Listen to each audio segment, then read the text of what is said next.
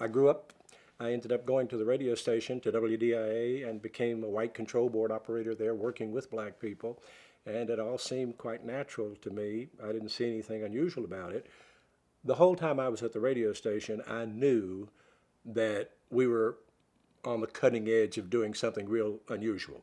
It wasn't publicized at the time that we were the first all-black radio station in the country, but you knew something unique was there, and so I was attracted to it for that reason. I did catch some flack from some of my friends that I went to high school with about working at the radio station there as a white guy working an all-black station, but it certainly didn't bother me, and there were certainly other white people doing the same thing.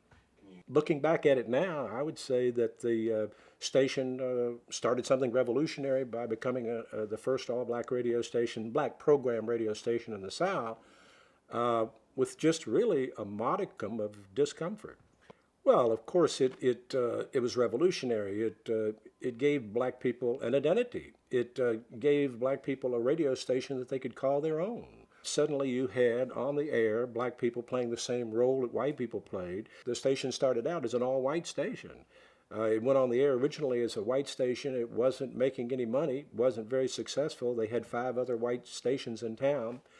And they tried everything, all kinds of music, various kinds of music, and it simply wasn't working. They couldn't do anything in the radio.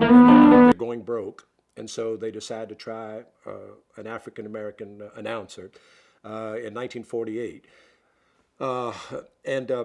Nat Williams comes on the air. Nat D. Williams went on the air at 4 p.m. October 25th, 1948.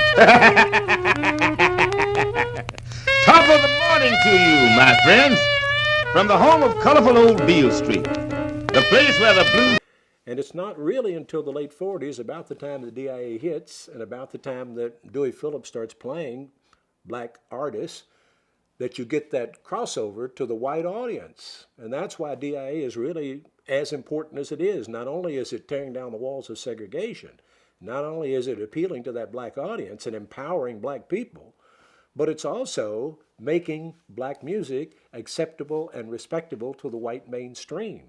So DIA is right out there in front that way. Now the station, I can't say was a crusader for black liberty, black power, black freedom, but again, it's that old law of unintended consequences, because what happened was sooner or later they found themselves, I think, in that role.